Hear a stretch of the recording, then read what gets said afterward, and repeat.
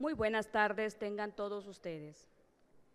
La Suprema Corte de Justicia de la Nación, a través de la Casa de la Cultura Jurídica, ministro Ángel González de la Vega Iriarte en La Paz, en conjunto con la Asociación Mexicana de Impartidores de Justicia, AC, les dan a todos la más cordial bienvenida a este nuevo inicio del ciclo de actividades académicas 2014, el cual inicia con el presente ciclo de conferencias itinerantes en control difuso de la constitucionalidad y convencionalidad, así como en derechos humanos, mismo que se enmarca dentro del curso virtual para impartidores de justicia denominado Curso de Control Difuso de Convencionalidad.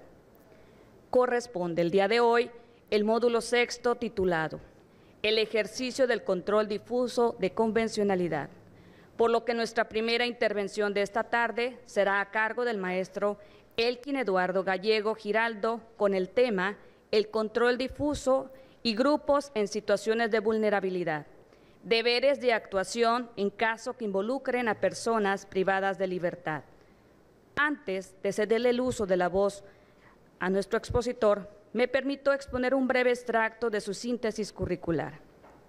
Actualmente es presidente del Instituto Colombiano de Derechos Humanos, abogado especialista en Derecho Administrativo de la Universidad de Medellín, candidato a magíster en Derechos Humanos y Derecho Internacional Humanitario de la Universidad Santo Tomás, estudios avanzados en Derecho Penal Internacional, Derechos Humanos de la Universidad del Rosario y del Instituto Interamericano de Derechos Humanos, docente de las Facultades de Derecho de las Universidades San Buenaventura, Seccional Medellín, Universidad Autónoma Latinoamericana y Universidad de Sabaneta, donde regenta las cátedras de Derechos Humanos y Humanitario, Derecho Internacional Público y Derecho Penitenciario. Asimismo, dicta clase en diferentes posgrados en materia de Derecho Internacional Humanitario y Derecho Penitenciario. Formador de formadores de derechos humanos de los privados de libertad de la Oficina del Alto Comisionado de las Naciones Unidas para los Derechos Humanos, con experiencia de 10 años en el sector público, donde lideró procesos nacionales en materia de protección de derechos humanos de privados de libertad. Cuenta con varias publicaciones, siendo la más reciente Delito y Tratamiento Penitenciario en el contexto de los derechos humanos, coordinador con Posada Segura, Juan David, en la editorial Anáula en el 2013. Ha sido conferencista y organizador de diversos congresos, simposios y seminarios a nivel nacional e internacional, destacando entre ellos el Tercer Simposio Internacional Penitenciario y Derechos Humanos en Medellín en el año de 2010, Primer Congreso Internacional de Prevención del Delito y Tratamiento de Personas Privadas de Libertad, Medellín, año 2011, Cuarto Simposio Internacional Penitenciario y Derechos Humanos, Cartagena, en el año de 2012, así como ponente en Brasil, Bolivia, México y Panamá. A todos los participantes les pedimos apagar su celular o ponerlo en modo silencioso. Les recordamos que las preguntas que surjan con motivo de la participación de nuestro disertante podrán formularlas de manera escrita a través de las tarjetas que se encuentran a su disposición, las cuales personal de esta casa hará llegar a nuestro invitado. Sin más que agregar, cedo el uso de la voz a nuestro ponente invitado, el maestro Elkin Eduardo Gallego Giraldo, a quien le damos la más cordial de las bienvenidas a esta Casa de Cultura Jurídica. Bienvenido, maestro.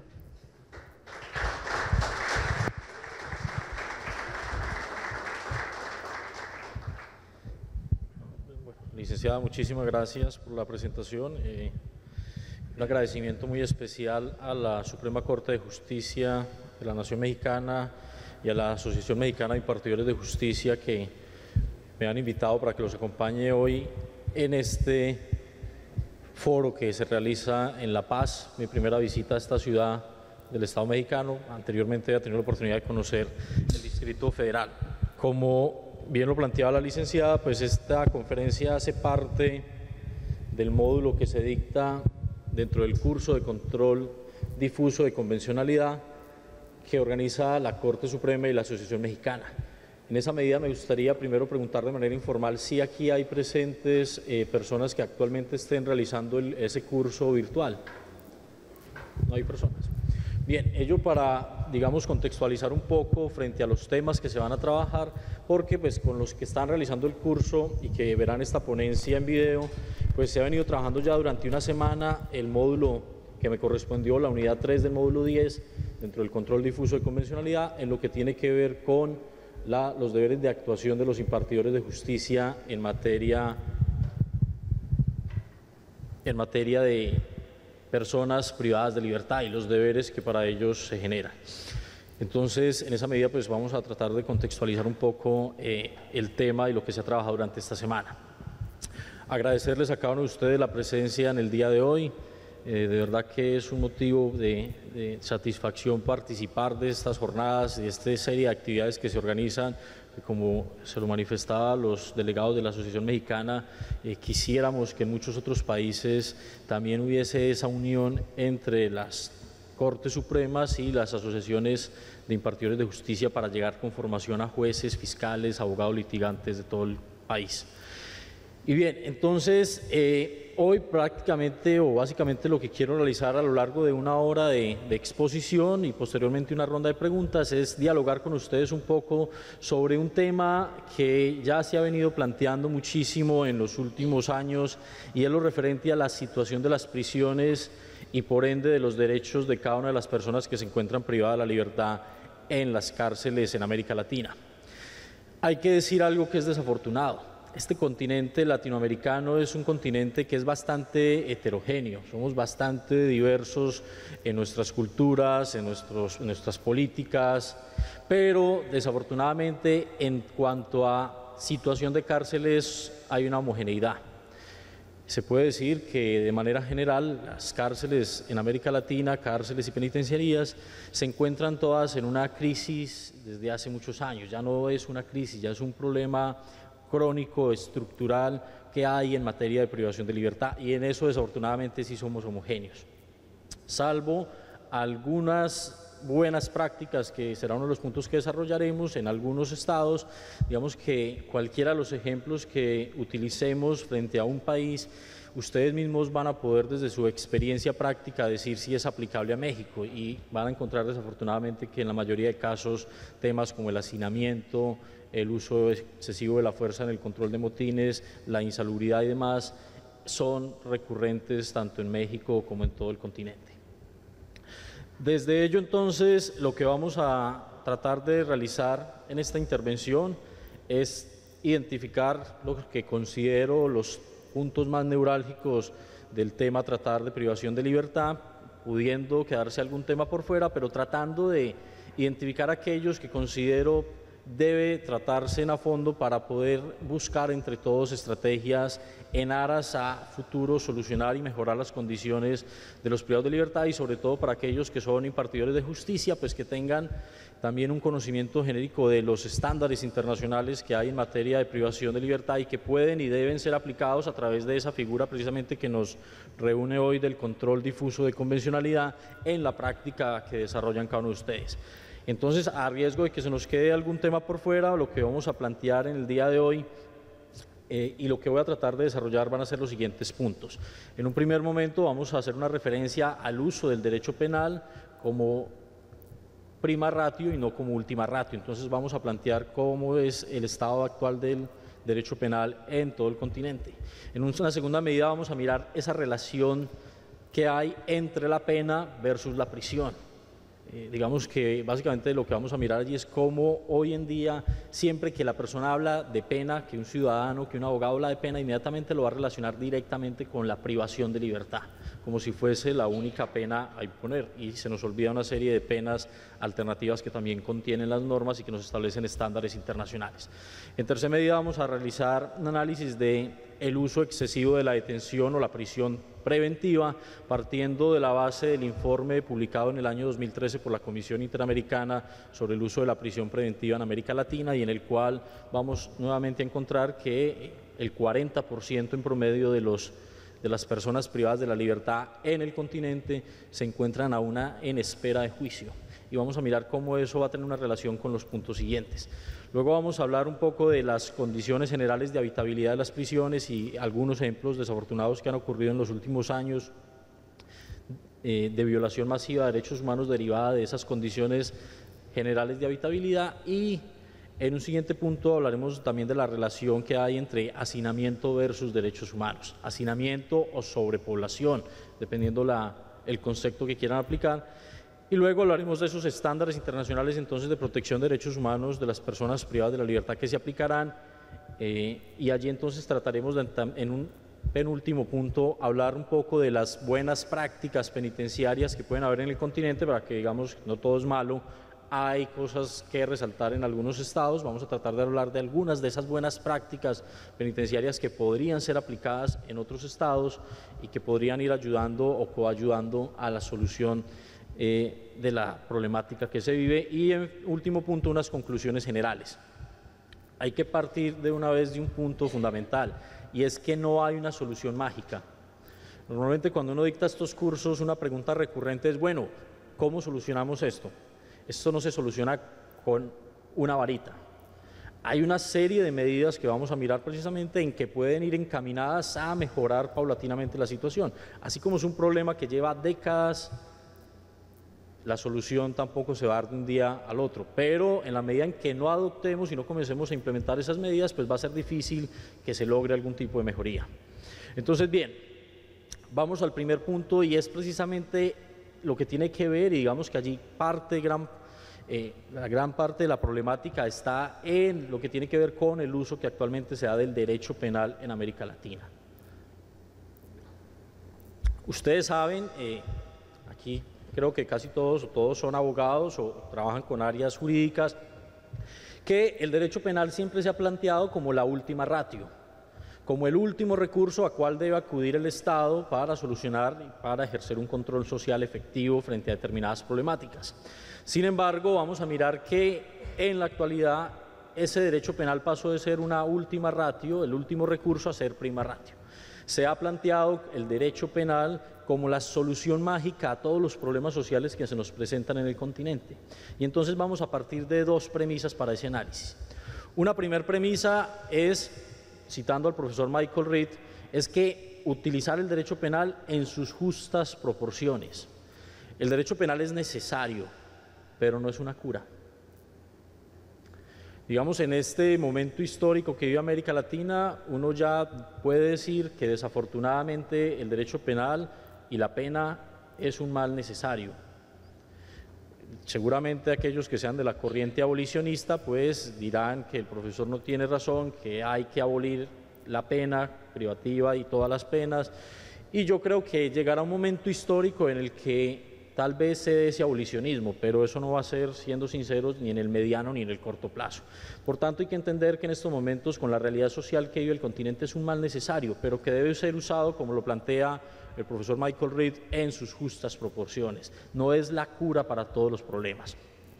En la actualidad, ustedes van a encontrar que en América Latina, frente a cualquier hecho de trascendencia, de connotación nacional que ocurra, siempre la solución que se plantea por parte de los legisladores, por parte de los ministros de justicia, es incremento de penas, creación de nuevos tipos penales, restricción de subrogados a algunos delitos ya preexistentes. O sea, cada vez la tendencia es más a utilizar el derecho penal en un grado mayor.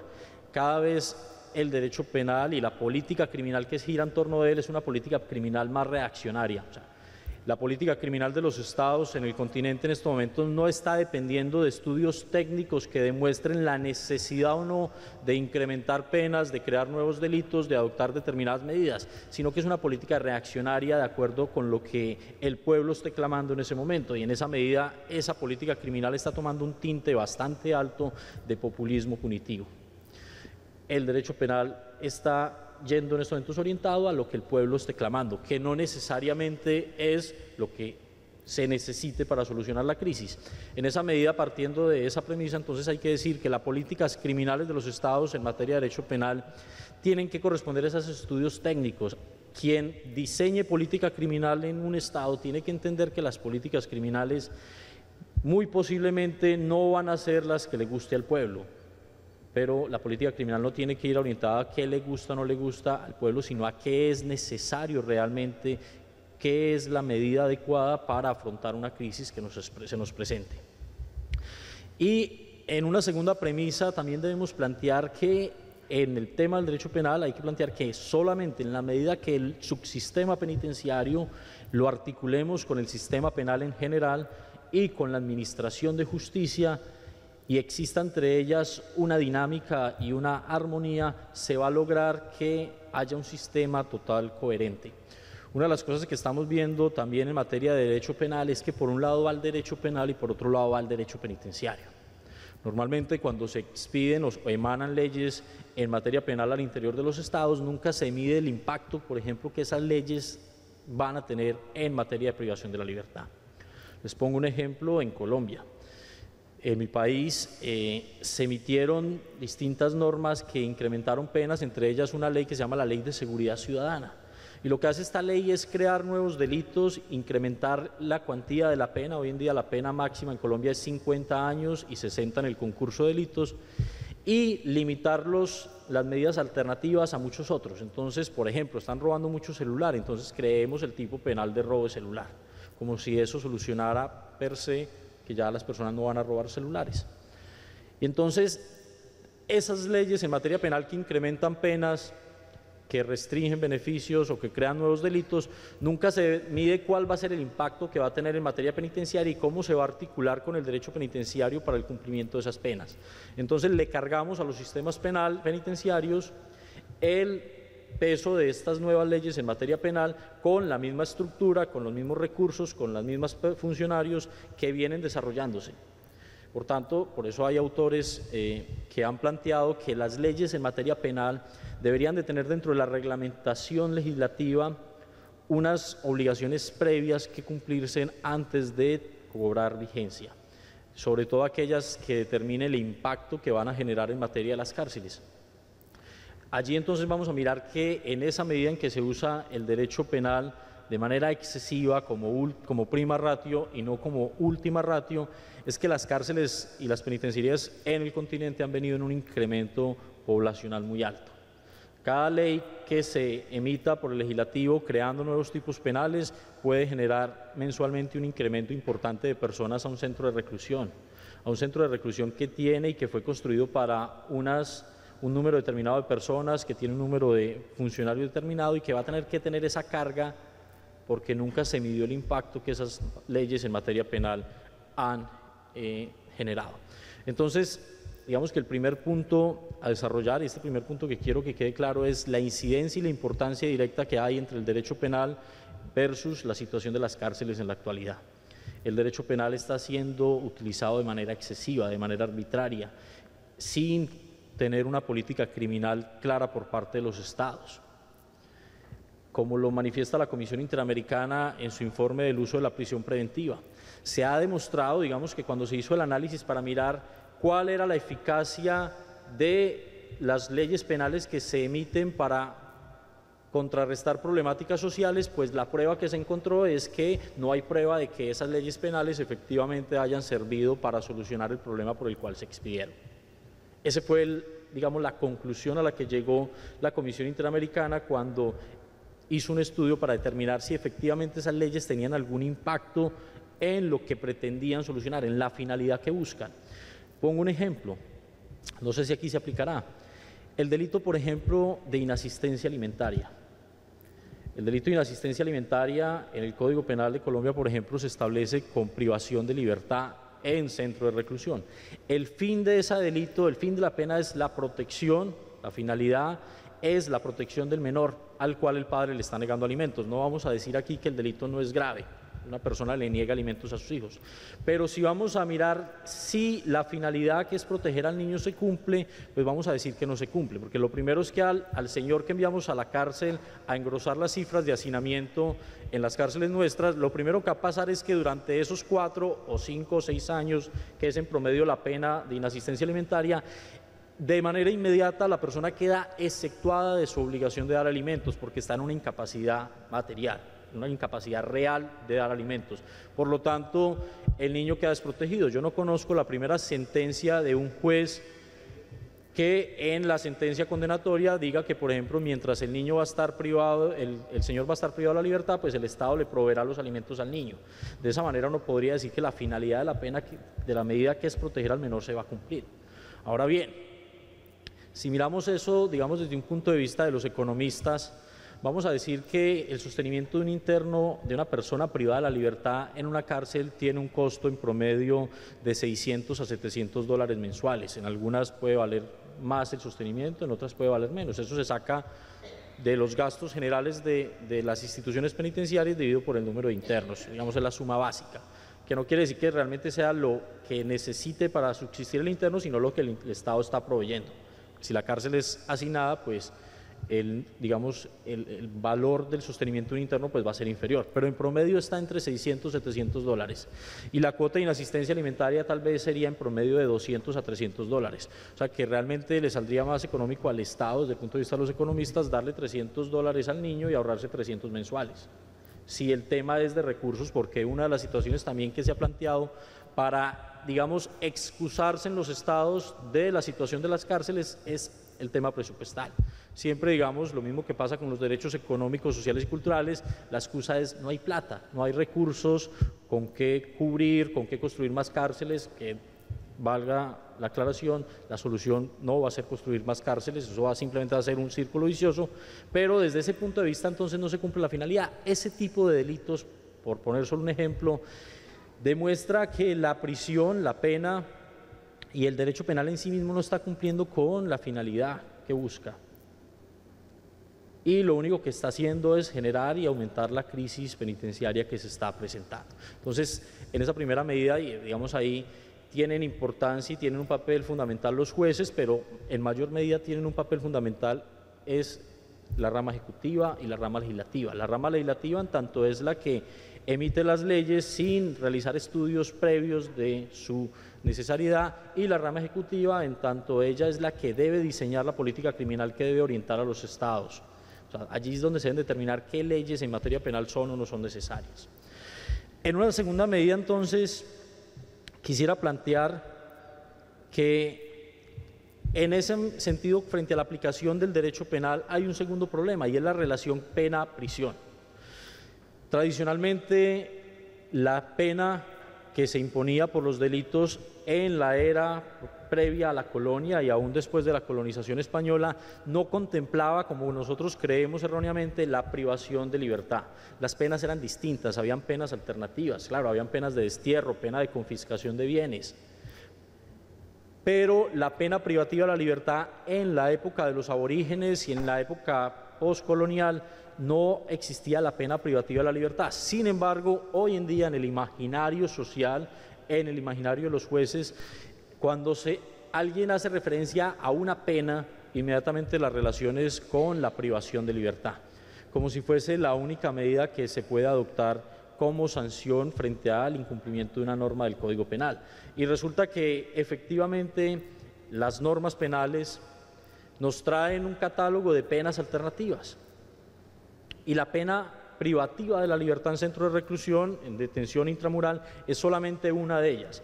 Sin embargo, desde ese punto de vista de que hacemos esa relación directa pena-prisión, pues eso ha conllevado a que siempre lo que se pida por parte del Ministerio Público, el ente investigador, es siempre medida privativa de la libertad, y que los jueces también decidan siempre, o en la gran mayoría de los casos, es frente a la aplicación de la privación de libertad, desconociendo que hay otras medidas que son medidas no privativas de la libertad. En esa medida, entonces, quiero llamar la atención que el derecho internacional ha fijado unos estándares, y dentro de esos estándares, en 1990 emitió las reglas mínimas de las Naciones Unidas sobre medidas no privativas de la libertad, conocidas como las reglas de Tokio. En esas reglas de Tokio, pues se plantea que es necesario que los estados tengan un equilibrio adecuado entre los derechos de los delincuentes, los derechos de las víctimas y el interés de la sociedad en la seguridad pública y en la prevención del delito. Y que en esa medida, teniendo en cuenta ese equilibrio que debe haber entre estos tres grupos, pues se busque la aplicación en la medida de lo posible de penas o de medidas no privativas de la libertad. Que solamente la pena privativa de la libertad se utilice en los casos más graves, en aquellos que sea realmente necesario tener a la persona privada de la libertad. Y entonces la gente pregunta, bueno, ¿qué medidas no privativas de la libertad hay? Hay un catálogo amplio, algunas de las que se conocen más en los estados. Por ejemplo, ha hecho mucha carrera la vigilancia electrónica en los últimos años. Ahora bien, hay mucha gente que ahorita está hablando en contra de la vigilancia electrónica, diciendo que ha fallado. El problema fue cómo se implementó, porque cuando se implementó, lo que les decía al principio, la plantearon como la solución mágica al hacinamiento. Entonces, creamos la vigilancia electrónica, el Estado va a comprar 100.000 o 50.000 manillas electrónicas o tobilleras y con eso vamos a sacar muchos delitos a vigilancia electrónica. Y no, la vigilancia electrónica es una de las medidas que de hecho está demostrado, como lo plantea el profesor César Barro Leal en su libro La vigilancia electrónica a distancia, que funciona en grupos pequeños, donde se pueda realizar un control efectivo del cumplimiento de la medida, precisamente para poder tener ese control y ese equilibrio que nos plantean las reglas de Tokio. Pero, por ejemplo, la vigilancia electrónica es una medida alternativa para determinados delitos que no necesariamente deban ir a prisión de libertad, a privación de libertad.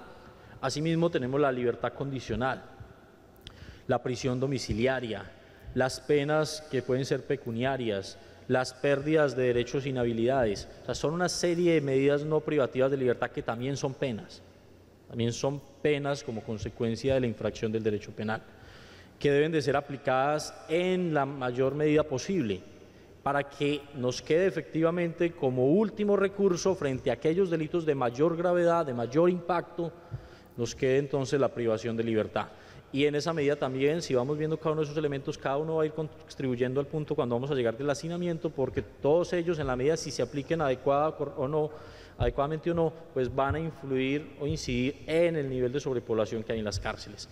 Entonces, lo que se ve en la práctica actual, y allí digamos que hay que hacer también una aclaración, es que los jueces están negando las medidas alternativas a la pena, pero también hay varias razones para ello, y una de las razones que se está viendo en América Latina en estos momentos es que ha faltado una independencia judicial en varios de esos estados. O sea, se está viendo con mucha frecuencia que las distintas ramas del poder público interfieran y sometan a escrutinio público las decisiones que toman los jueces dentro de los procesos penales. Y eso le resta independencia judicial. Entonces, muchos jueces, desde ese escrutinio y ese público que se le ha hecho desde la rama ejecutiva, principalmente en algunos estados, entre ellos Ecuador y Colombia, pues los jueces terminan por generarse un temor y entonces negarse a aplicar medidas alternativas para buscar evitar que precisamente las ramas ejecutiva o legislativa puedan generar algún tipo de escrutinio frente a su decisión.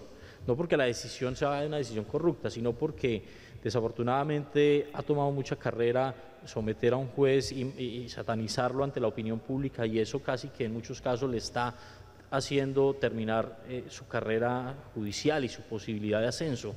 Entonces, desde esa restricción a la independencia judicial, lo que se está evidenciando es que los jueces, derivado de ello, pues se abstienen mucho de otorgar medidas alternativas a la pena privativa de la libertad en centro de reclusión, precisamente por el fin de evitarse en problemas con las distintas ramas del poder público. Por eso, y derivado de eso, hace pocos días la Comisión Interamericana de Derechos Humanos emitió un informe precisamente sobre la independencia judicial, la necesidad de que se garantice la independencia judicial en los estados americanos, de que el juez debe actuar de manera autónoma y simplemente apegado a la Constitución, la ley, y cuando hablo de la Constitución, el control de convencionalidad, la Constitución y los tratados internacionales de derechos humanos.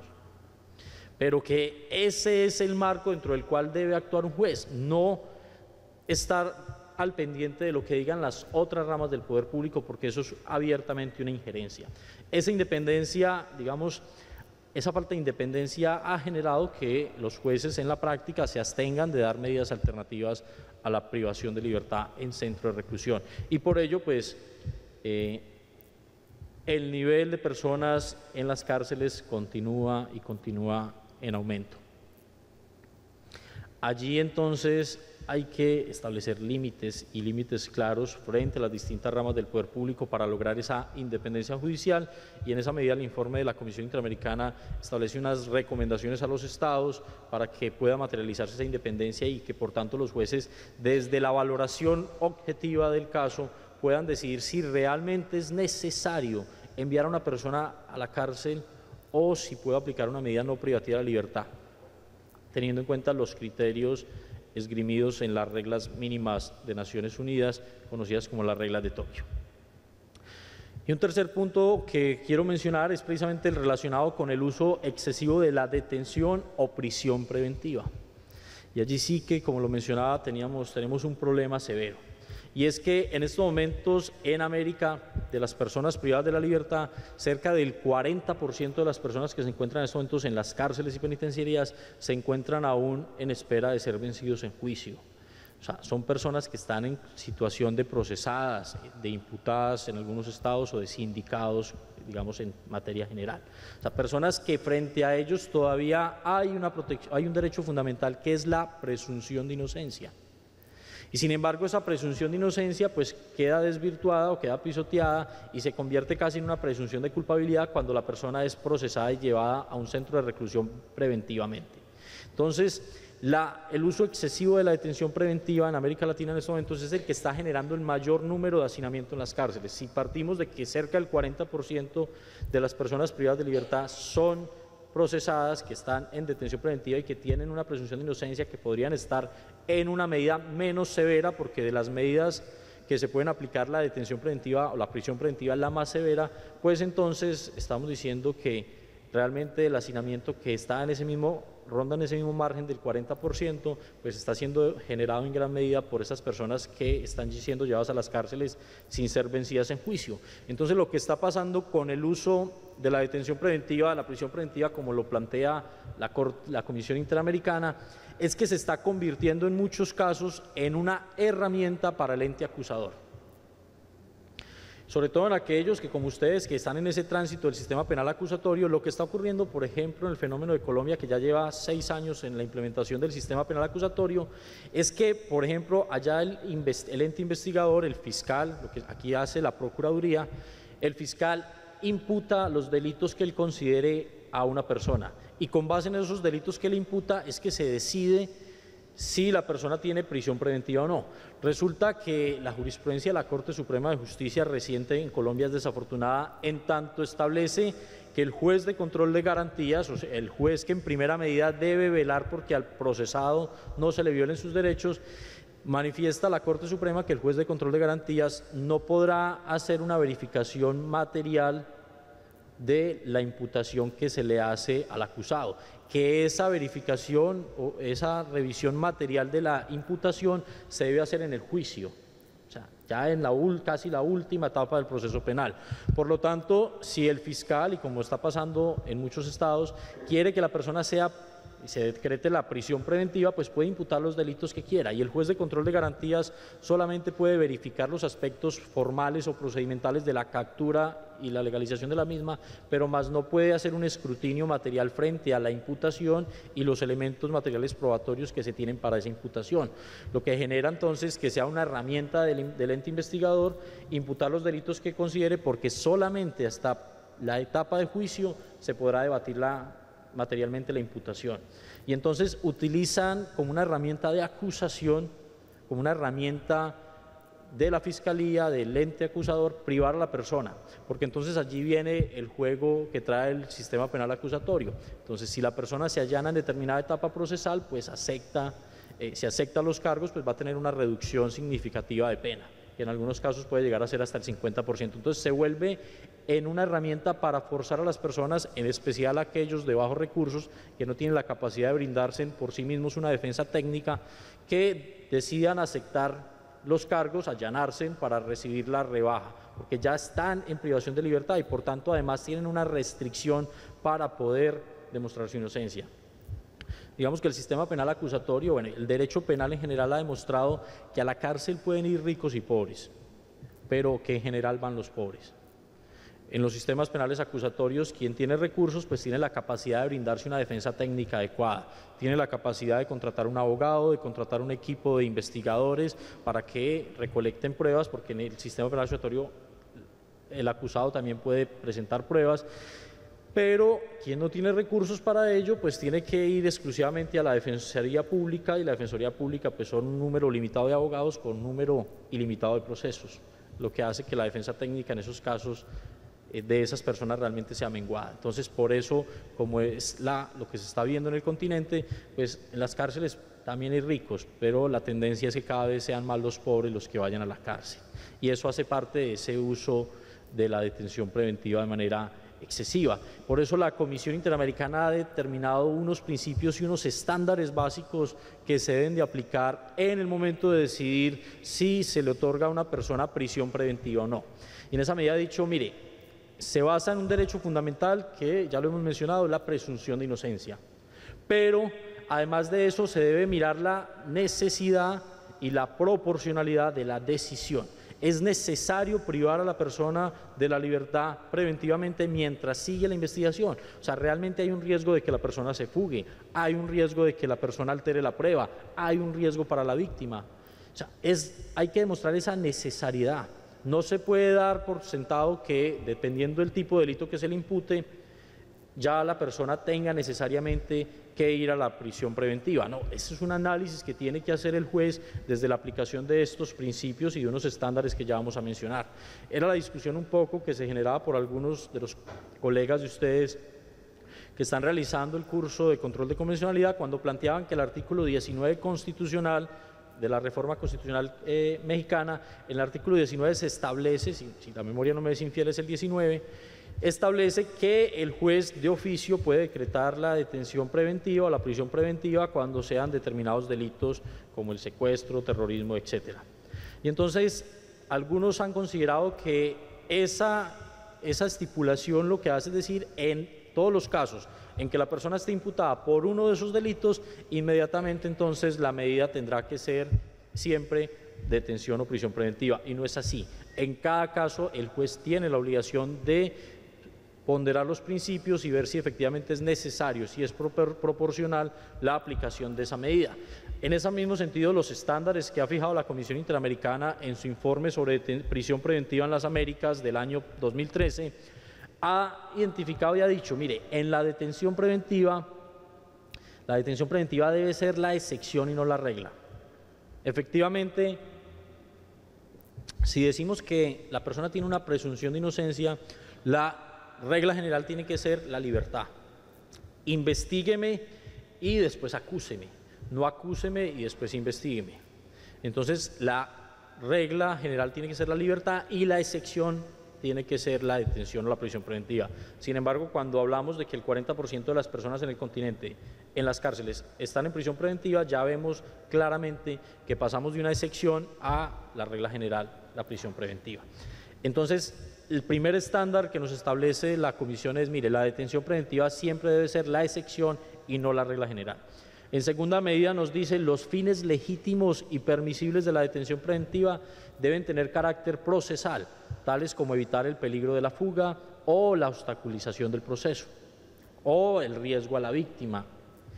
Deben ser esos fines los que estén establecidos claramente en las leyes de cada uno de los estados. Y en tercera medida nos dice, consecuentemente, la existencia de indicios de responsabilidad no constituye razón suficiente para decretar la detención preventiva de una persona. O sea, yo no puedo, desde la base de un simple indicio, decretar una restricción a un derecho fundamental como es la libertad personal. Eso viola la presunción de inocencia, eso viola el derecho a la libertad personal contemplado en la Convención Americana de Derechos Humanos. Por tanto, el Estado se está viendo acarreado en una responsabilidad internacional por violación de derechos humanos. Hay que aplicar entonces ese estándar y decir, mire, el indicio no es prueba suficiente. Un indicio me puede llevar a una certeza, pero en la medida en que ese indicio dentro del proceso se logre materializar. Pero no a partir del indicio yo puedo determinar la responsabilidad de una persona. Un indicio me lleva y me aboca a buscar si realmente esa persona cometió el hecho, me puede orientar, pero no me puede dar definitivamente la razón frente a si es necesario o no el uso de la prisión preventiva. Y en cuarto lugar nos dice, aún existiendo fines procesales, se requiere que la detención preventiva sea absolutamente necesaria y proporcional, en el sentido de que no existan otros medios menos gravosos para lograr el fin procesal que se persigue y que no se afecte desproporcionadamente la libertad personal. O sea, hay que tratar de mirar si realmente es necesario aplicar la prisión preventiva o hay otra medida alternativa que yo puedo aplicar. Si puedo hacer una vigilancia electrónica, si puedo hacer que la persona se presente periódicamente ante la autoridad judicial, si puedo establecer una caución. O sea, hay que examinar esas otras alternativas antes de decretar la prisión preventiva. O sea, no puede ser la única y no puede ser simplemente diciendo que abocando estos fines procesales, entonces aplico en todos los casos prisión preventiva. Y en quinto lugar nos dice la Comisión Interamericana, todos los aspectos anteriores requieren una motivación individualizada que no puede tener como sustento presunciones. Y en sexto lugar nos dice, la detención preventiva debe decretarse por el tiempo estrictamente necesario para cumplir el fin procesal, lo que implica una revisión periódica de los elementos que dieron lugar a su procedencia. Otro de los principales problemas que hay con la prisión preventiva es la mora judicial. Y aquí no vamos a decir que es culpa de los jueces, ni más faltara, sino que es culpa también de la carga laboral que se tiene, de la falta de investigadores, de muchos aspectos que hacen que en la práctica los procesos judiciales no se desarrollen con la prontitud que establecen las normas procesales. Entonces, aparte de que a una persona le restrinjo un derecho fundamental como es la libertad, esa restricción tiene que ser por un tiempo estrictamente necesario y tiene que ser un tiempo muy corto, no puede prolongarse en el tiempo. Y lo que uno mira cuando analiza quiénes son los que están detenidos en las cárceles, se encuentra que son personas que en algunos casos, como ha ocurrido con el anterior sistema, que ustedes están haciendo ese tránsito del inquisitivo todavía al sistema penal acusatorio, al sistema oral, que personas que duraban en detención o en prisión preventiva hasta 7 años al interior de una cárcel. O sea, 7 años con una presunción de inocencia violada. Porque en esos 7 años la persona en ningún momento fue vencida en juicio. Y esa carga, eso no fue tampoco porque el juez quisiera, sino porque es que se genera una mora judicial, como lo identifica la comisión, derivado de la carga que tienen laboral cada uno de los jueces. Hay jueces que pueden tener 1000 o 2000 procesos en un juzgado penal y si no son muchos más. Y solamente es el juez, el secretario y el escribiente, con un ente acusador que también tiene unas limitaciones en materia de investigadores y demás, entonces los procesos son muy lentos y tienden a colapsar. Y eso me lleva a un punto importante. Ustedes con el sistema penal acusatorio ahorita decidieron extender su aplicación hasta el 2016, o sea, se dio un margen mayor de tiempo porque el tiempo se vencía este año. El año pasado que tuve la oportunidad de hacer una visita a la Comisión de Derechos Humanos del Distrito Federal para dialogar precisamente sobre la implementación del sistema penal acusatorio, se les plantea a ustedes lo mismo que se planteó en Colombia en su momento, y es que el sistema penal acusatorio en cierta medida va a solucionar la problemática de las cárceles, en tanto el sistema penal acusatorio es mucho más ágil y eso va a permitir que las personas en prisión preventiva duren mucho menos tiempo en el proceso que lo que duraban en el proceso inquisitivo. Y una cosa que tiene que ser clara, y es que yo puedo traer un código procesal de un sistema penal acusatorio, pero si yo ese sistema penal acusatorio contemplado en esa ley no le doy la dotación necesaria de medios, no le doy el personal que se requiere, no diseño las salas de audiencia que requiero, pues va a colapsar. Y entonces lo que vamos a ver es que cuando les dijeron a ustedes que iba a disminuir la población carcelaria porque la detención preventiva iba a ser más corta, lo que van a ver en la práctica, si no hacen esas adecuaciones, es que por el contrario va a colapsar y la población va a crecer. Cuando el sistema penal acusatorio en Colombia empezó a implementarse, había un promedio de 70.000 internos a nivel nacional, en una población de 45 millones de habitantes. Hoy, 5 años después del sistema penal acusatorio, que supuestamente iba a aliviar el hacinamiento que ya existía para esa época con cerca de 70.000 internos, hoy en día tiene 120.000 internos. O sea, la población casi que se ha duplicado. Pero claro, es que yo traigo un sistema penal acusatorio que en un país X puede funcionar muy bien, pero si trato de implementar ese sistema penal acusatorio con los mismos medios con los que aplico el sistema inquisitivo, pues el sistema va a colapsar. porque la ley por sí sola no se aplica. Ustedes como juristas saben, la ley es letra muerta. Nosotros somos quienes les damos vida, y le damos vida pues en la medida que se tengan los recursos para hacerlo.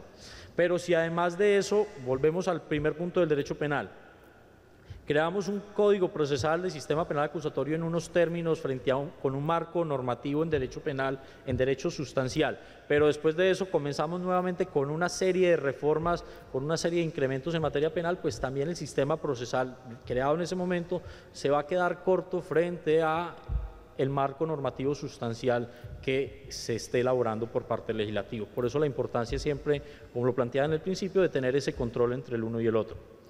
Y asimismo en esa detención preventiva, en un séptimo momento nos dice la Comisión Interamericana que en el caso, y bueno, de pronto ustedes, aquí no haya ningún juez que le corresponda temas de niños, pero que en el caso de que sean niños, niñas y adolescentes, los criterios de procedencia de la detención preventiva deben aplicarse con mayor rigurosidad que en el caso de los adultos. Hay países donde se están judicializando los menores ya, bueno, los infantes desde 14 o desde 16 años, de acuerdo con la legislación de cada uno de los estados. En esos casos, los criterios para decretar una detención preventiva de un niño, niña y adolescente tienen que ser revisados de manera mucho más exhaustiva, porque estamos hablando de los derechos de un niño, que son derechos que priman sobre los derechos de los demás. Entonces allí el escrutinio tiene que ser más alto, porque también está pasando lo mismo que con los adultos. Ya entonces, si hay mucho niño delinquiendo, pues entonces ya que están proponiendo, disminuyamos la edad para judicializar como adultos a los niños, para ver si así entonces acabamos con la criminalidad. Eso no corresponde tampoco a ningún estudio técnico, simplemente es una reacción a la situación del momento. Y entonces algunos países ya están proponiendo, donde la edad adulta es de 18, bajarla por ejemplo a 16 o a 14 para poder judicializar como adultos a los niños. Y creen que de esa manera van a evitar entonces que siga presentándose criminalidad entre niños, niñas y adolescentes. Y eso pues nuevamente nos lleva a volver a un populismo punitivo. Pero bien, en una siguiente medida quisiera tocar el asunto de las condiciones generales de habitabilidad. Y en también digamos que la problemática que se presenta es que, y voy a ser muy sincero, es un tema de política. Al Ejecutivo el tema de las cárceles no es un tema de agenda, no es un tema de interés. Por tanto, las cárceles que ustedes conocen y que visitan normalmente son prisiones que tienen 50 o más años de construidas, que tienen poco presupuesto para sus adecuaciones.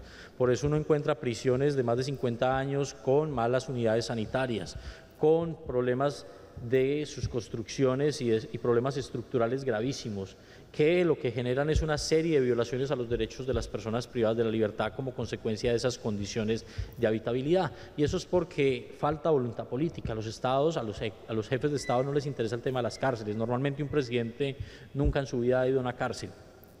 Y a veces, como dice un amigo mío salvadoreño, a veces nos hace falta un baño de realidad, ir allá a conocer qué es lo que está pasando. Una cosa es ver desde un texto donde diga viven 7.000 internos en una cárcel para 2.000, y otra cosa es entrar a ese patio donde están viviendo esos 7.000 internos en un espacio de 2.000, cuando uno le pone rostro y nombre a esas 7.000 personas. Es distinto a cuando simplemente lee un informe.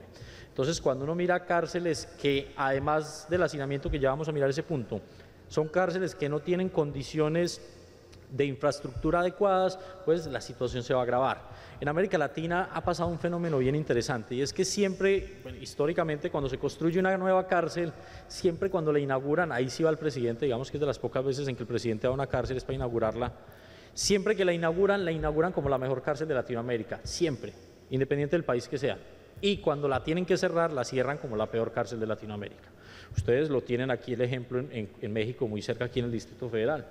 Cuando se abrió Lecumberri, que fue y la abrió Porfirio Díaz, se abrió como la cárcel más moderna de América Latina, y cuando se cerró se llamaba el Palacio Negro de Lecumberri, y entonces era la cárcel de la que hay mitos y leyendas, y hoy en día es el Archivo General de México. Se cerró como la peor cárcel. En Colombia, por ejemplo, pasa lo mismo. En la década de los 50 y mediados de los 60 pasaron también esa figura ya de los panópticos como Lecumberri, y entonces dijeron vamos a construir cárceles con estructura de cárcel. Entonces construyeron unas cárceles que llamaron las cárceles modelo. pues se llaman así, la cárcel modelo en Bogotá, la cárcel modelo en Barranquilla, la cárcel modelo en Bucaramanga.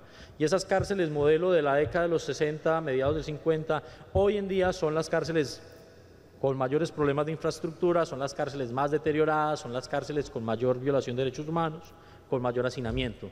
Y si no, pues un ejemplo, hace 15 días precisamente una de esas cárceles modelo sufrió un incidente en el medio de un motín, que eso es un tema también de uso de la fuerza que ya vamos a mirar, y como es una cárcel con tantos problemas de infraestructura, pues resulta que lanzaron una pipeta de gas, según lo que pues hasta el momento va en la investigación, porque los internos estaban amotinados peleando entre ellos, lanzaron una pipeta de gas, no, perdón, una granada de gas lacrimógeno para tratar de dispersar a la multitud. Resulta que los internos, cuando hay gases lacrimógenos, lo que utilizan para que el gas lacrimógeno se absorba es prender fuego a las colchonetas. Y entonces el humo expanta el gas, saca el gas. Y entonces prendieron las colchonetas y eso generó un cortocircuito y se generó un incendio en la cárcel. Resultado de la operación, ese día murieron quemados 10 internos, en la semana siguiente murieron 7 más, van 17 y todavía hay un número importante de internos hospitalizados, varios de ellos en cuidados intensivos, todavía con delicada situación derivada de las quemaduras, porque la cárcel con esas condiciones de infraestructura pues no tiene cómo adecuarse en planes de emergencia para ese tipo de situaciones, sumado al punto siguiente que es el del hacinamiento, ¿no? Un patio que fue diseñado para 195 internos, tenía cerca de 700 internos. Entonces también la capacidad de reacción de los internos y de los funcionarios de custodia pues se ve limitada porque no hay espacios hacia dónde llevarlos. Entonces, las condiciones de habitabilidad, yéndonos nuevamente al tema, de los centros de reclusión en América Latina demuestran que realmente los estados no han tenido un interés real en crear estructuras que cumplan con estándares internacionales de derechos humanos, que cumplan con las obligaciones que han firmado en los tratados internacionales. Los estados deben de tener una cosa clara, es que yo no puedo firmar tratados por firmar, simplemente por quedar bien a nivel internacional. Si yo firmo un tratado de derechos humanos es porque tengo la convicción de que voy a cumplir con ese tratado. México hace parte de la Convención Americana de Derechos Humanos. Además de eso, pues ha aceptado la competencia contenciosa de la Corte Interamericana. Por tanto, México, como Colombia y como muchos otros estados del continente, tiene que cumplir los derechos contenidos en la Convención Americana. Son derechos inherentes de los ciudadanos mexicanos y los privados de la libertad no dejan de ser seres humanos por ser privados de libertad. Por tanto, los derechos de la Convención siguen siendo aplicables dentro del régimen carcelario. Por tanto, hasta allá se extiende la obligación del Estado mexicano. Pero además de eso, no solamente lo que diga la Convención, y vamos al tema de control de convencionalidad, es que la Corte en su jurisprudencia ya ha fijado unos criterios claros frente al alcance de los derechos de los privados de libertad. Esas decisiones de la Corte Interamericana deben de ser aplicadas por los jueces, por los fiscales, por el Ejecutivo, precisamente en cumplimiento de ese control de convencionalidad. El Estado mexicano no está, por tanto, entonces supeditado únicamente a cumplir la Constitución, sino también la Convención y además las sentencias que la Corte, como intérprete autorizado de la Convención Americana, ha venido emitiendo en materia carcelaria. Y allí entonces ha desarrollado ampliamente las condiciones de vida de los privados de libertad. Y dentro de eso ha dicho, por ejemplo, que un espacio de 4 metros de largo por 4 de ancho, con donde pernotan 10 personas, es de manera inmediata, es per se un trato cruel, inhumano o degradante. O sea, ahí no hay discusión. O sea, tengo en un espacio muy limitado a un grupo muy alto de personas y eso es lo que se vive en estas cárceles por las condiciones de infraestructura y por el hacinamiento. Entonces, aparte que hay hacinamiento, pues tengo la cárcel con goteras, con filtraciones, con humedades, lo que genera además enfermedades y todo un problema de salubridad muy grande. O sea, por eso es que cuando ustedes visitan las prisiones encuentran que el número de internos enfermos es muy alto. Y ustedes dirán, pero bueno, es que capturan son a puros enfermos. No, lo que pasa es que en esas condiciones de vida en las que ellos tienen que estar en la reclusión, hace que estén mucho más propensos a adquirir o a desarrollar enfermedades que una persona que está libre. Usted tiene que dormir en el piso y el piso además está húmedo, entonces le van a dar hongos, pero aparte de eso entonces una tuberculosis de una persona en un espacio donde hay hacinamiento, pues se va a propagar muchísimo más fácil de lo que se puede propagar en una persona que trabaja en un espacio normal como el de cada uno de nosotros en nuestras oficinas y demás, o en nuestras habitaciones. Ellos tienen que dormir casi que unos encima del otro. Entonces, esas condiciones de habitabilidad conllevan a la violación de muchos otros derechos. Y allí entonces pues estaba el caso que ya hemos mencionado de Lecumberri, el caso de las modelos en Bogotá, y muchos otros casos que hacen relación en la Corte Interamericana. Digamos, dentro de la jurisprudencia de la Corte ha tenido que recibir casos de privación de libertad relacionados con condiciones de hacinamiento, con condiciones de habitabilidad de los centros de reclusión, casos de uso excesivo de la fuerza dentro de las prisiones. Eso es otro tema bien importante, y es que en materia carcelaria también ha faltado un proceso de formación constante a los funcionarios encargados de las cárceles. Pero en muchos lugares el problema del uso de la fuerza y las sentencias que han llegado a la Corte Interamericana no ha sido por el uso de la fuerza a veces en el caso de los funcionarios encargados de la custodia de las cárceles, sino del hecho de que cuando se presentan motines, como los funcionarios encargados de las cárceles no están en la capacidad y no tienen el entrenamiento para atender ese tipo de situaciones en las cárceles, pues lo que hacen los estados es recurrir ¿a quién? Recurrir a la fuerza pública. Y ahí es donde se han presentado los principales abusos de la fuerza, en el uso de la fuerza.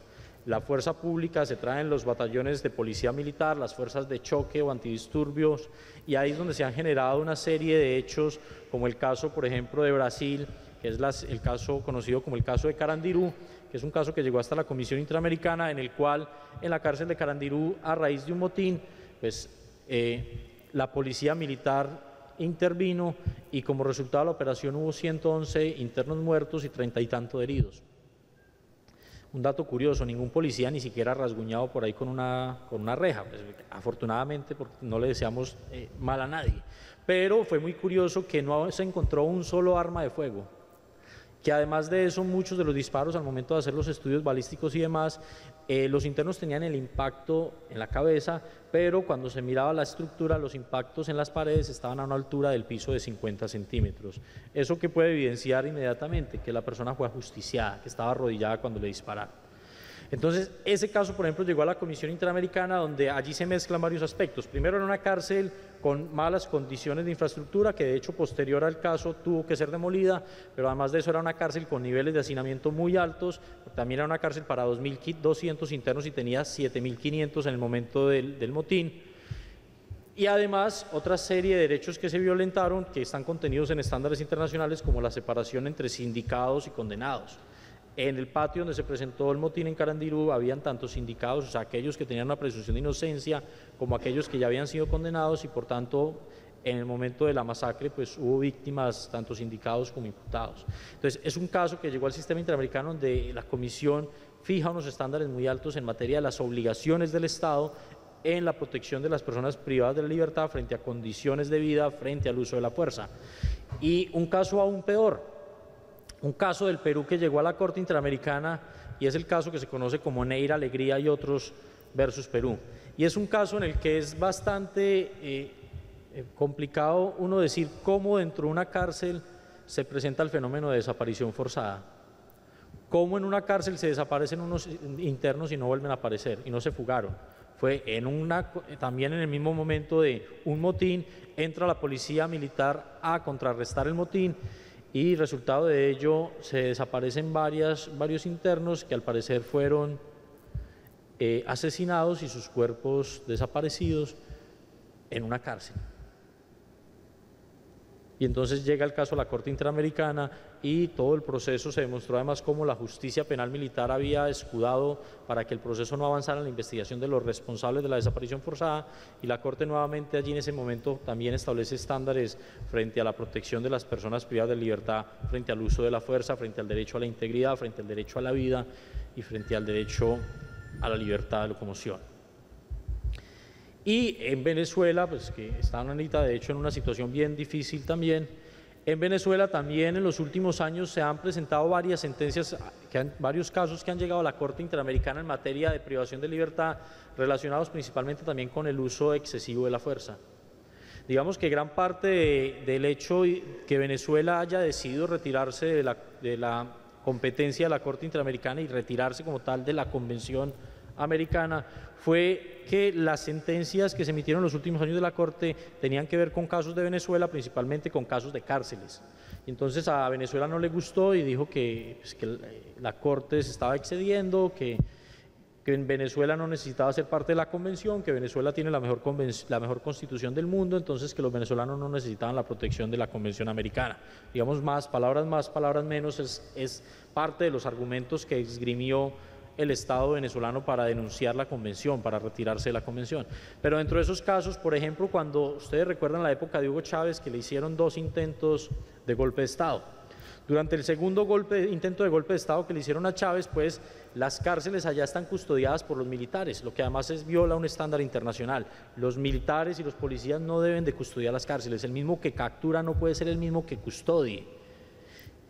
Quien está a cargo de las cárceles, de la custodia, tiene que ser aquellas personas que cumplen una función social, que tienen que participar en un proceso de reintegración de los internos, porque ese es el fin último de la pena, lograr la famosa resocialización o readaptación social de la persona condenada. Pero resulta que allá las custodia la Guardia Nacional.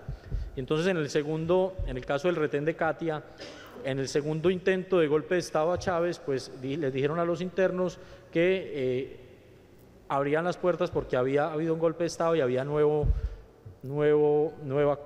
Estado, nuevo gobierno. Ya cuando abren las puertas y los internos van a salir, pues comienzan a disparar y matan a un poco de internos, más de 30 internos, y después presentan como un intento de fuga la masacre del retén de Katia, cuando simplemente les abrieron la puerta para que salieran. Allí nuevamente el caso llega a la Corte y es condenada el Estado venezolano por responsabilidad internacional, por violación evidente de la vida y la integridad personal de estos internos. Y en el tema de la relación hacinamiento-derechos humanos, parto de un análisis básico que hace el maestro Elías Carranza. Elías Carranza es el director del Instituto Latinoamericano de las Naciones Unidas para la Prevención del Delito y Tratamiento del Delincuente, se llama ILANUD. Y Elías Carranza dice algo que es muy cierto y que resume esa discusión hacinamiento versus derechos humanos. Él dice, en una cárcel sin hacinamiento es posible que no haya violación de derechos humanos o que haya violación de derechos humanos. Pueden estar las dos alternativas, dependerá de cómo se administre la cárcel. Pero en una cárcel sin hacinamiento es posible que no haya violación de derechos humanos. Pero luego nos dice, en una cárcel con hacinamiento, indefectiblemente hay violación de derechos humanos. Ahí no hay forma de cómo decir que no va a haber violación de derechos humanos, porque el hacinamiento es en sí mismo la principal violación de derechos humanos. Y entonces cuando llegamos a este punto del hacinamiento en las cárceles, podemos hacer un recuento a los puntos anteriores que hemos mencionado, y lo que vamos a encontrar es que cada uno de esos puntos anteriores coadyuva en que haya hacinamiento. El uso del derecho penal como prima ratio, el uso desmedido de la detención o de la prisión preventiva. Cada una de ellas son elementos que sistemáticamente van generando que lleguemos al hacinamiento de las cárceles. Y el hacinamiento es general. O sea, vámonos aquí a La Paz. Ustedes aquí tienen hacinamiento, y eso que es una ciudad relativamente pequeña, de aproximadamente 270.000 habitantes. El Estado en total tiene como 2 millones de habitantes, según la información que me han brindado.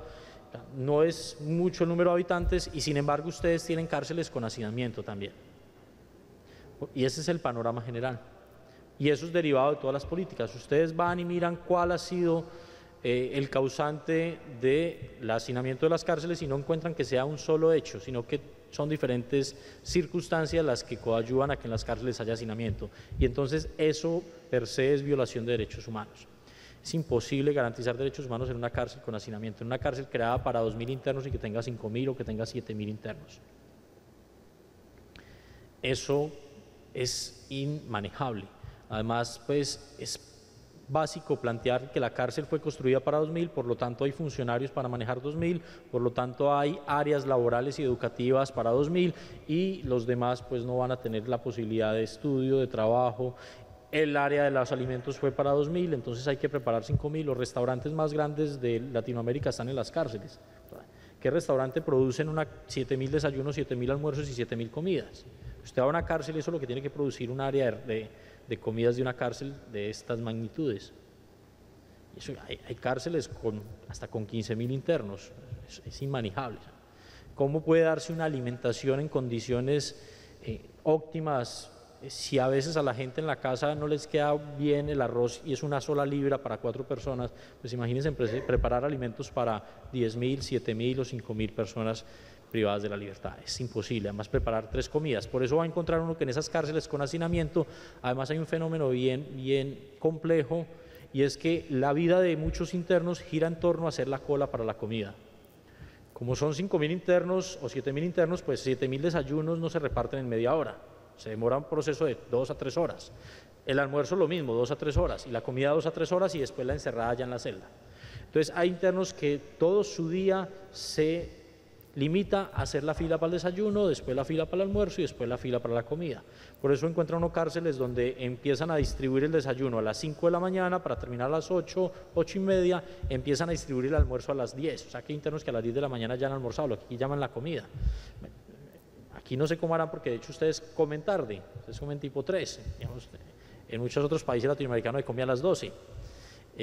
Y después hacen fila para lo que sí ya llaman ellos la comida, que debe ser tipo 5, la empiezan a repartir a las 2 de la tarde. O sea que un interno ya a las 5 ha recibido todas sus comidas y desde las 5 tiene que esperar hasta el otro día a las 5 de la mañana nuevamente. O sea, es un lapso de aproximadamente 12 horas sin recibir alimentos.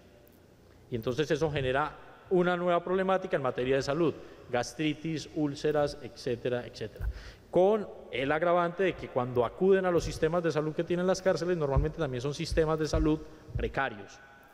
Sistemas de salud que han sido asignados a EPS públicas, a entidades públicas que prestan el servicio a las poblaciones más pobres, como en el caso de Colombia, que no tienen la capacidad para atender a un grupo poblacional que por la condición de privación de libertad, pues es mucho más exigente de lo que puede ser una persona en libertad, porque hemos dicho, las condiciones de habitabilidad hacen que esa persona sea más propensa a enfermarse de lo que puede ser otra. Entonces, ese hacinamiento nos genera toda otra serie de violaciones, problemas de salud, problemas no solamente de salud individual, sino de salud pública, de salubridad dentro del establecimiento, la facilidad con la que se puede generar una pandemia en un establecimiento con un solo interno que tenga tuberculosis, en un patio que es para, como le decíamos, de la Modelo de Barranquilla, el momento del incendio que era de 192 y tenía 700 internos. Entonces, la posibilidad de que se genere una pandemia a partir de un solo caso es muy alta. Es solo una serie de violaciones que se van a ir digamos, generando a partir del hacinamiento. Por tanto, en tanto no contrarrestemos cada uno de los puntos que hemos tocado, pues difícilmente vamos a lograr llegar a cárceles sin hacinamiento. Y, digamos, el penúltimo punto, ya porque el tiempo se va agotando, frente a los estándares internacionales no son solamente la Convención Americana. La Convención Americana es uno de los tratados de derechos humanos del sistema universal, del sistema interamericano, pero en el sistema universal también se han generado una serie de tratados que establecen derechos para las personas privadas de la libertad.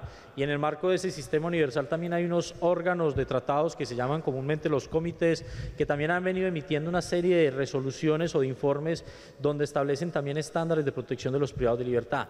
Asimismo, en el seno de los organismos internacionales se han establecido normas muy relevantes en materia de derechos de privados de libertad, normas de lo que se consideran normas de derecho blando, normas de soft law.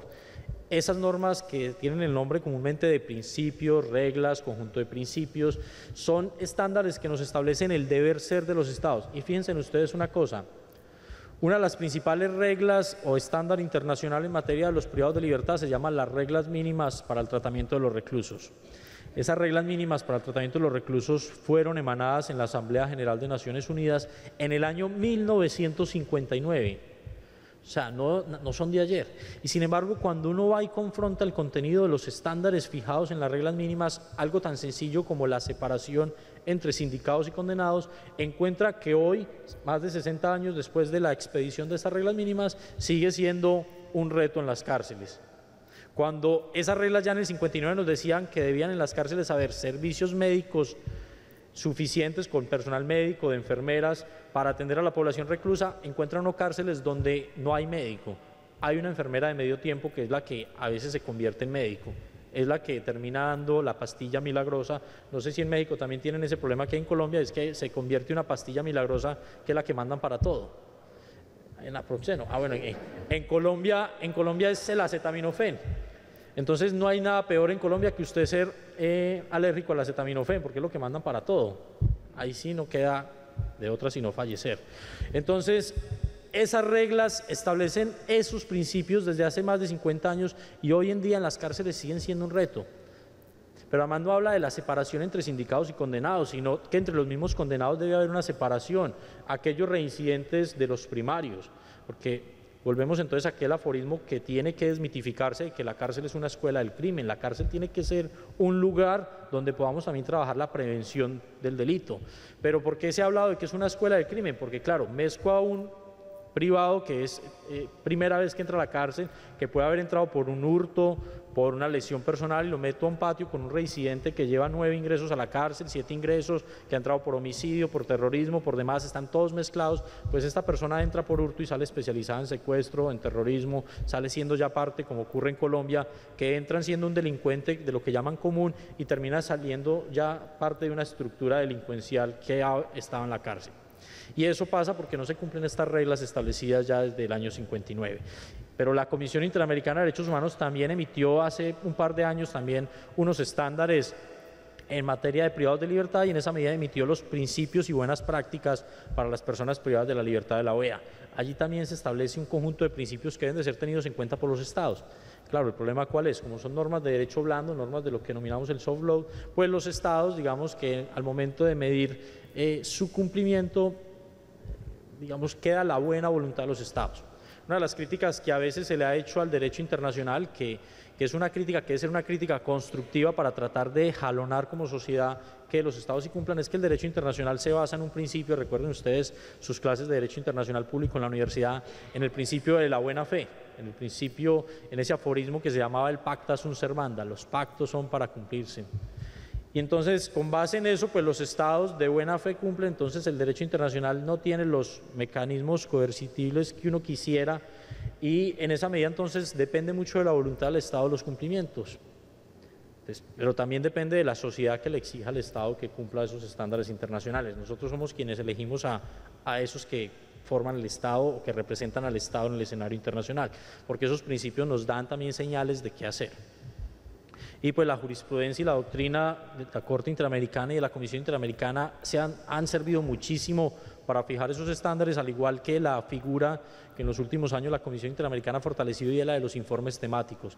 Estos informes sobre prevención, sobre uso de la prisión preventiva, estos informes sobre independencia judicial, el informe del 2011 que emitió la Comisión Interamericana sobre la situación de los derechos de las personas privadas de libertad en las Américas, son informes realmente con un contenido material importantísimo que puede ayudar a solucionar la situación de las cárceles, la situación de la privación de libertad en el continente. El problema es que cuando uno va y mira las personas encargadas de la ejecución de esas recomendaciones, desafortunadamente en muchos casos ni siquiera conocen el informe, o sea, no saben que existe, o si sabían pues no le prestaban atención. Muchas veces la comisión se los envía a los estados, pero ni siquiera lo leen, lo meten allí en la biblioteca simplemente para que adorne la oficina y no leen ese contenido que realmente trae elementos muy importantes para solucionar la situación.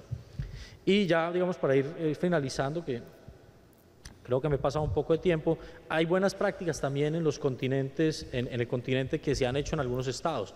La experiencia, por ejemplo, de República Dominicana en materia de lo que ellos denominan el nuevo modelo de gestión penitenciaria es muy bueno.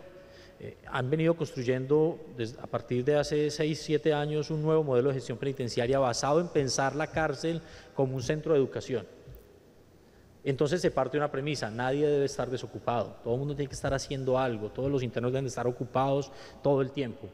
Y entonces se crean cárceles más con estructura de colegios que de cárceles como tal, o sea, con áreas deportivas, con aulas, con espacios suficientes para que los internos desarrollen todas las actividades, y a partir de allí iniciaron todo un proceso bien interesante que ha sido exitoso y que en estos momentos es considerado por ILANUT como, digamos, el sistema penitenciario que funciona más bien en América Latina. Y además demuestra una cosa importante, lo que yo les decía al principio: los estados normalmente se excusan en que no hay plata.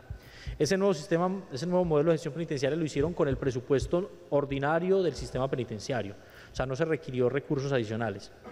Entonces el problema no es de plata, el problema es de voluntad. Se necesitó simplemente que la Procuraduría, que es de la que depende el sistema penitenciario, realmente se comprometiera junto con el presidente, en implementar ese nuevo modelo de gestión penitenciaria. No se requirió de recursos adicionales. Hoy en día muchos estados están yendo y haciendo visitas allá para conocer cómo funciona. Lo importante es que sí vayan y que sobre todo sí apliquen las buenas prácticas que hay. Pero además de eso, dentro de otros estados uno encuentra buenas prácticas a un nivel mucho más pequeño que podrían tener incidencias importantes. Brasil, por ejemplo, que es un país continente, Brasil dentro de algunos estados tiene buenas prácticas penitenciarias que son aplicables, sobre todo una que se llama el método APAC, que ese método, esa APAC significa Asociación para la Protección y Asistencia a los Condenados. Y lo que tiene de importante ese método es que vincula a la sociedad civil al tema de las cárceles. O sea, gran parte del sostenimiento de las cárceles que funcionan bajo el método APAC se hacen a partir del voluntariado, a partir del trabajo de la sociedad civil. Y eso es fundamental por una razón sencilla, porque otro de los problemas en América Latina es que tenemos una crisis carcelaria, pero que al común de la sociedad latinoamericana no le importa. Si ustedes salen en estos momentos y hacen una encuesta a los 270.000 habitantes de La Paz, seguramente más de 200.000 no les interesa o no tienen ni idea cómo es la situación de las cárceles. Seguramente sí saben cómo es la situación de las cárceles. Si les interesa, son aquellos que tienen un familiar privado de la libertad. Entonces, a la sociedad en general no le interesa el tema de las cárceles hasta que les toca vivirlo en carne propia. De resto, digamos, algunas de las respuestas que uno a veces encuentra cuando consultan las calles es quién los mandó a delinquir. Entonces lo vamos a tratar mejor que los que estamos afuera. Son expresiones que a veces utiliza la sociedad, pero cuando esa misma persona un año después le vuelve una pregunta y dice, no, resulta que mi esposo por X o Y circunstancia cometió un delito o se le está imputando un delito, lo enviaron a la cárcel, ya comencé a ir a la cárcel, me di cuenta además cuál es la situación en la que tiene que vivir, cómo se violan sus derechos dentro de esa cárcel, además también cómo me violan a mí los derechos por el tema del ingreso a la visita, que me toca hacer filas desde tempranas horas, que tengo que someterme a unas requisas, etcétera, etcétera. Ahí la gente empieza a cambiar de pensamiento, pero entonces no podemos esperar que a todo el mundo tenga un familiar en la cárcel, tenemos que generar ese proceso de que la sociedad se interese en lo que pasa en las cárceles, porque ellos son los que pueden hacer el cambio. Entonces Brasil, digamos, en algunos estados, eso funciona básicamente en Minas Gerais y en otro estado que no recuerdo el nombre, empezó esta figura APAC y se ha implementado, de hecho, un primer intento en Chile y en Costa Rica también funciona, en San José, un establecimiento APAC, y ha demostrado que ha sido eficiente y que el voluntariado, cuando uno convoca a la sociedad, la gente se interesa y dice, mire, yo soy psicólogo, tengo mi consultorio, trabajo en tal parte, pero puedo dar 4 horas semanales para trabajar en la cárcel gratis, para apoyar en el proceso de tratamiento o de readaptación de los internos 4 horas semanales, sin cobrar, para que no digan que el problema es de plata, pero estoy vinculando a la sociedad a ese proceso. Y en la medida además que vincule a la sociedad al proceso, pues va a ser mucho más fácil también un proceso posterior, y es el proceso del postpenitenciario, de aquel que sale de la privación, porque uno de los problemas de América Latina también es el tema de la reincidencia, derivado, por un lado, de la falta de un tratamiento penitenciario adecuado, de haberle dado a la persona las herramientas para que formule un plan de vida distinto al salir de libertad, pero también en muchos casos desde la estigmatización social que hay frente al expresidiario. Como la sociedad en general no conoce lo que se vive en la cárcel, el proceso que vivió el interno, pues lo que dice es, entonces cuando llega la persona a un puesto, por ejemplo, digamos de los cursos que se dan en las cárceles de panadería, entonces llegan y hay una vacante en una panadería en su barrio y necesitan un panadero, y llega el señor y se presenta, hace la prueba, hace un pan muy rico, bueno, muestre los certificados, ¿usted dónde estudió panadería? Ah, no, cuando estaba en la cárcel de La Paz, fueron de una institución educativa y me dieron unos cursos de panadería y yo fui el panadero 3 años de la cárcel. ¿Qué le responde el dueño de la panadería? No le va a decir de entrada que no, le dice, ah, bueno, yo lo llamo, y nunca lo llama. Porque ¿qué va a decir? Este señor viene de la cárcel, me va a robar. Como no conoce el proceso que vivió, pues no sabe realmente si esa persona sí tuvo un proceso de readaptación social importante, porque no hizo parte de él. Entonces, en la medida que los vinculemos, pues va a ser más fácil también ese proceso de atención a la población postpenitenciaria. Eso por mencionar algunas de las buenas prácticas penitenciarias. En conclusión, para ahora sí ya finalizar, después de 3 intentos de finalizar, en conclusión hay que decir, partiendo de lo mismo que partimos, no hay una fórmula mágica para solucionar el problema de las cárceles, son una serie de medidas que se tendrán que adoptar, que tienen que ser medidas serias y prolongadas en el tiempo, que tienen que empezar desde repensar el uso del derecho penal, y no quiero decir abolir, no soy abolicionista, estoy hablando de limitar el derecho penal, usarlo, como lo decíamos partiendo de la frase de Michael Reed, en sus justas proporciones, y entonces en esa medida es necesario Por un lado, una adecuada política criminal y penitenciaria de los estados, una política técnica que corresponda a estudios serios que demuestren la viabilidad de una ley en materia penal o penitenciaria, pero que además es importante frente a los impartidores de justicia, frente a ustedes, que tengan una independencia judicial para la toma de decisiones. O sea, que las decisiones de los operadores de justicia no puedan ser debatidas desde escenarios públicos, desde escenarios de los otros órganos del poder público. Eso es una decisión que tiene que estar blindada por parte de la rama judicial y que además tiene que ir acompañada de estos procesos de concientización y de formación de los jueces para que sepan que existen también esas otras posibilidades que se contienen en las reglas de Tokio y que además contienen normalmente las leyes de cada uno de los estados. Una voluntad del Ejecutivo, de la rama ejecutiva, es indispensable, una voluntad política real para que realmente las prisiones funcionen con el presupuesto que requieren. Uno encuentra que las cárceles también siempre funcionan con un déficit. Entonces, aparte de que tienen un déficit, pues tienen más de los que deberían de tener. Entonces, el déficit cada vez es mayor. Es necesario que el Ejecutivo destine recursos, que se piense en las cárceles como una oportunidad social. El gran problema de muchas de las prisiones que se construyen en América Latina es que las construyen como bodegas humanas para encerrar personas. Entonces construye una cárcel para 1.500 personas, pero las áreas educativas y laborales desde el momento que las construí son para 400. Entonces, ¿qué van a hacer los otros 1.100? Por ejemplo, en Colombia yo he criticado mucho el hecho de que en Colombia hay una figura que debería ser la que se aplique. Colombia es un país de extracción campesina, somos campesinos, yo soy campesino.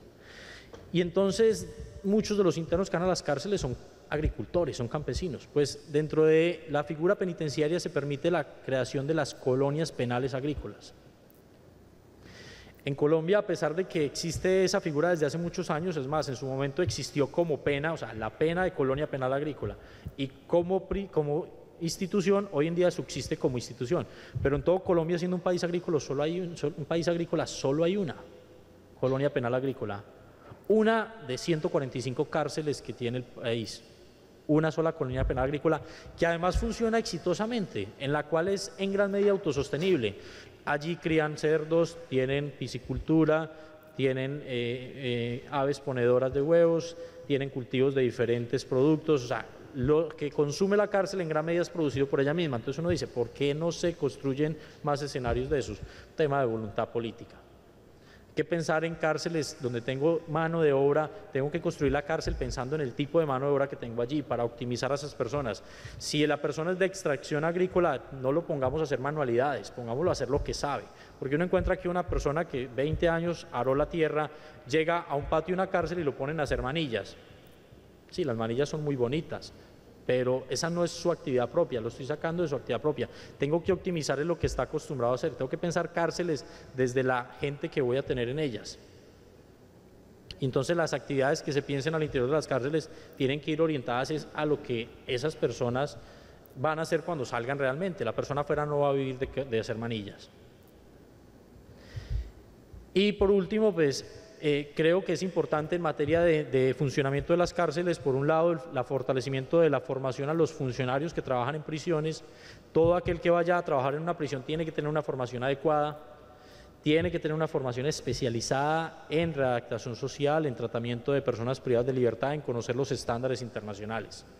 Eso no puede ser que la gente llegue a aprender sobre la marcha, a aprender con seres humanos. En Colombia pasa una cosa bien curiosa y es que la ley establece algo que está bien. Dice que todo servidor público que vaya a trabajar en cárceles en Colombia tiene primero que pasar por la escuela penitenciaria. Lo que es muy curioso y no tiene razón de ser es que dice, excepto el director general. O sea, todo el mundo debe saber menos el que manda. Es, digamos, una ambigüedad de la ley que nadie entiende. Pero bueno. Y además que esas personas que van a trabajar en el tema carcelario, pues también estén bien remuneradas, porque otro problema que uno encuentra con los funcionarios de custodia, con los funcionarios administrativos, con los psicólogos, con el personal psicosocial, es que es muy mal remunerado con relación a las demás entidades públicas, y eso por un lado desmotiva la posibilidad laboral. Un profesional que tenga aspiraciones, que se prepare y demás, pues va a buscar una mejor oferta laboral donde le reconozcan y le remuneren mejor su salario, porque además de ello, pues la carga de trabajar en una prisión no es fácil. Trabajar con estas personas que la sociedad ha enviado allí por X o Y circunstancia es un proceso bien complejo. Además, hay que decirlo, dentro de la cárcel uno va a encontrar internos que efectivamente quieren hacer parte de un proceso de resocialización, que realmente están allí porque cometieron un error en la vida, pero también encuentra uno casos de personas que hicieron y tienen una carrera criminal. O sea, la readaptación social y la resocialización, hay que decirlo, no aplica para todos. Uno encuentra casos en los que es su carrera delincuencial, él no va a cambiar, pero hay que seguir trabajando frente a los que sí. Y entonces estos funcionarios son normalmente mal remunerados, los de custodia y vigilancia en especial son muy mal remunerados, con jornadas de trabajo supremamente largas, lo que hace que en última se genere un mal ambiente laboral para ellos que después repercute en cómo tratan a los privados de libertad. Porque si a mí la entidad que me contrata me trata mal, pues yo trato entonces mal a los que tengo a mi cargo. Digamos que es una cosa que se va repitiendo. En esa medida entonces también los estados tienen que remunerar mejor y seleccionar bien a esos funcionarios, porque en muchos estados a veces los que trabajan en las cárceles, como dicen, son los que no consiguieron trabajo en nada más. No hay nada más que hacer. Entonces cuando uno le preguntan a usted por qué trabaja en temas de cárceles, ¿qué hizo? No, yo no hice nada. Trabajo en cárceles porque me gusta el tema, porque creo que hay que trabajar. Nadie llega a las cárceles tampoco porque le guste. La gente le gusta el tema de cárcel cuando se mete y empieza a conocer. Uno llega por necesidad, como llegamos todos a los diferentes trabajos, pero es importante entonces ese apoyo.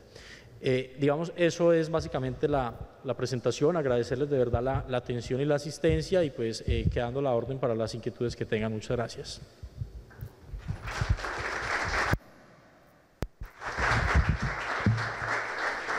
Bien, vamos a abrir la sesión de preguntas y respuestas.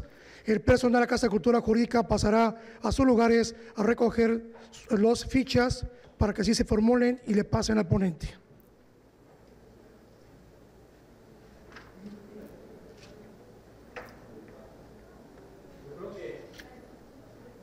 No sé si por efectos de tiempo, mientras van pasando, yo voy contestando de una vez, si les parece bien por temas de tiempo, porque sigue ya la otra ponencia y creo que le corrí un poco la agenda.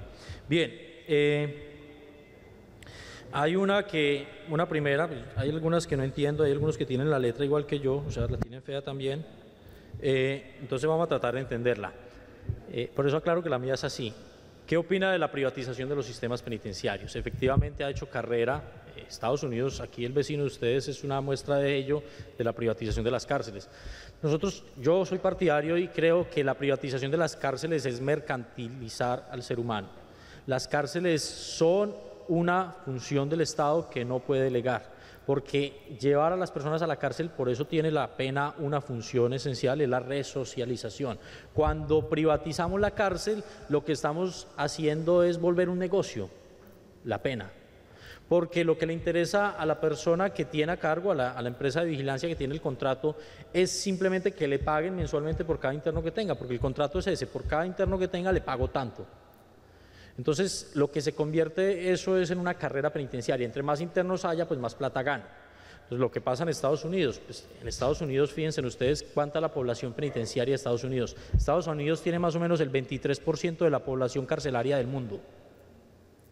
Ya pasó el 1.000.000 de personas en las cárceles. O sea, y es un negocio completo. Claro, tienen el dinero con que pagar, pero lo volvieron un negocio. Entonces, cuando uno va y mira los procesos de resocialización o readaptación social que se viven en las cárceles, se encuentra que las estructuras, desde la misma estructura de las cárceles norteamericanas, son cárceles que aíslan más al ser humano.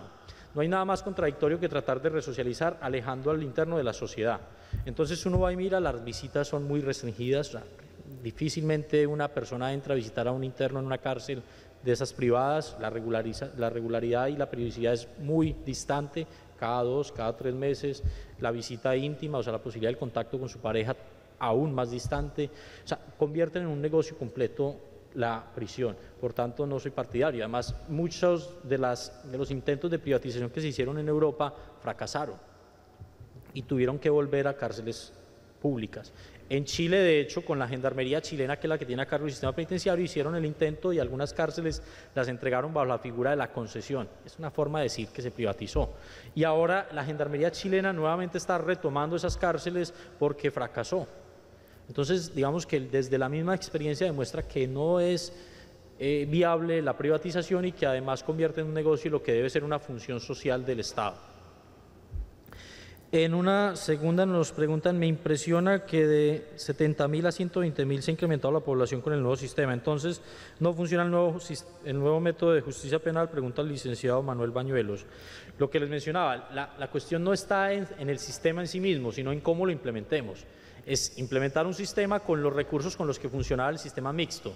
Entonces, las mismas salas de audiencia. Entonces, uno iba y entonces los jueces necesitaban hacer audiencias y las salas de audiencia ya tenían copado todo el mes. Ahí está la audiencia disponible para dentro de 3 meses. No, pues es que necesito hacerla ya porque se me vence el proceso esta semana, el término. El problema no radica en el sistema que se establezca en el Código Procesal, sino en los recursos que efectivamente disponga el Estado para la implementación de ese sistema. Más personal, más equipos, mayor tecnología. En esa medida es que se puede medir el impacto, mayores investigadores, porque como el sistema procesal permite una mejor defensa técnica, pues tengo que tener investigadores, si no va a colapsar. Entonces dependerá de efectivamente las herramientas que demos para la implementación del sistema. Afortunadamente el hecho de que en México hayan decidido dar el plazo hasta el 2016, creo que además eso no es gratis, eso es que vieron que con lo que tienen actualmente no les iba a dar. Ese hecho de que hayan ampliado el plazo hasta el 2016 posiblemente es con esa finalidad de poder, y espero que sea así, de poder tener las herramientas necesarias para implementar el sistema adecuadamente. Una tercera pregunta, ¿cómo han funcionado este tipo de medidas alternativas? Las medidas electrónicas, ¿se han aplicado? Y si se han aplicado en México, no. En el tema de las medidas, ¿cómo han funcionado? Lo que les decía, el problema de las medidas de la vigilancia electrónica es que también la han planteado en muchos escenarios como la solución al hacinamiento.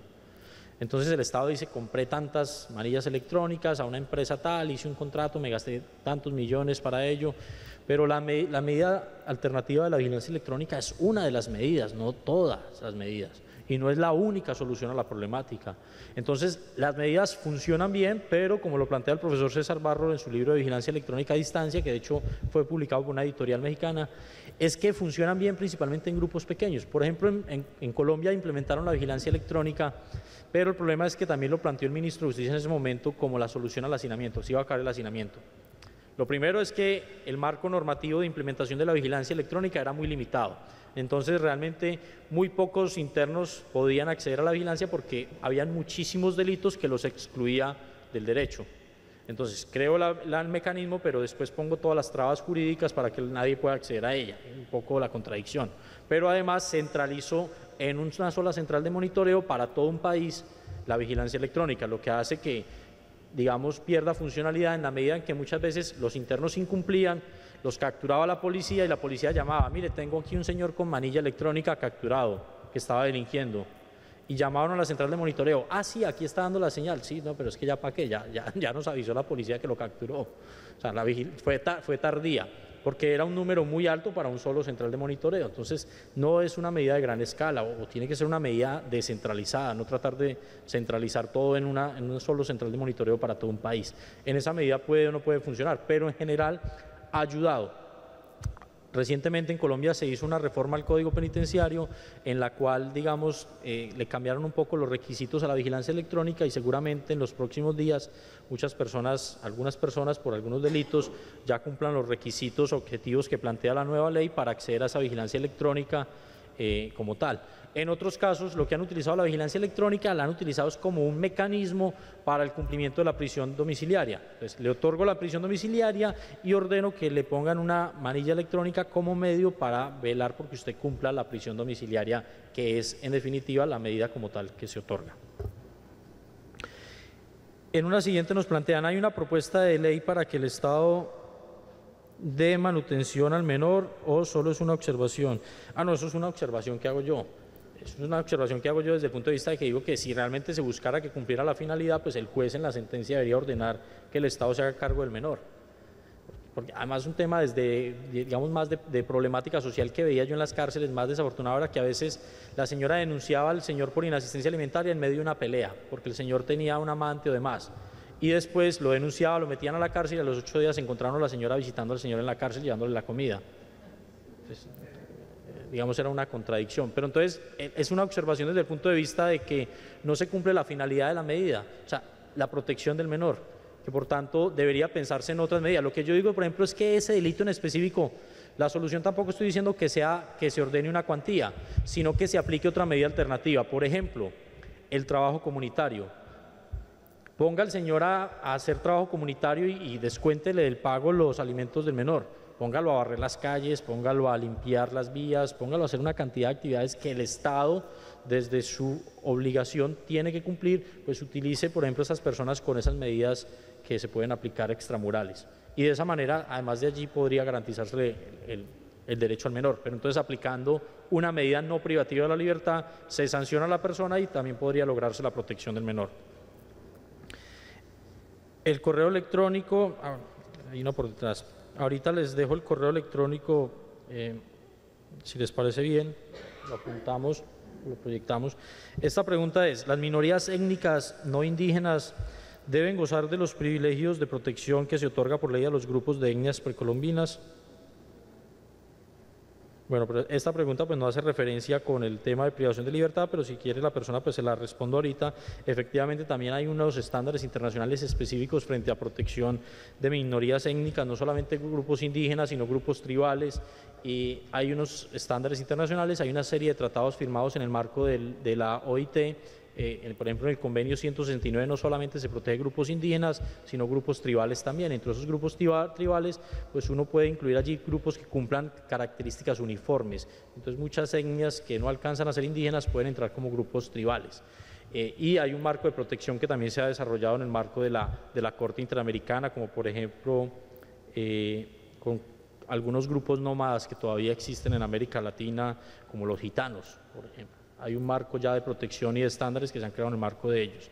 Y que en el caso pues, de privación de libertad, para poderlo relacionar aquí, que no nos quede la pregunta ahí metida en el medio, pues metida ahí como de lado, en el caso de privación de libertad hay que tener en cuenta, en el momento de la privación de libertad, esos grupos étnicos o indígenas para el lugar donde cumplirán su pena, para tratar de, en especial, salvaguardar sus usos y costumbres.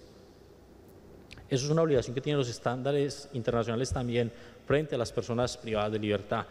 Tratar de garantizar en estos grupos étnicos sus usos y costumbres ancestrales. ¿Qué medidas coercitivas serían las adecuadas para terminar con la corrupción y venta de droga en los que, según son centros de readaptación social y fungen como maquinitas de dinero para el propio Estado?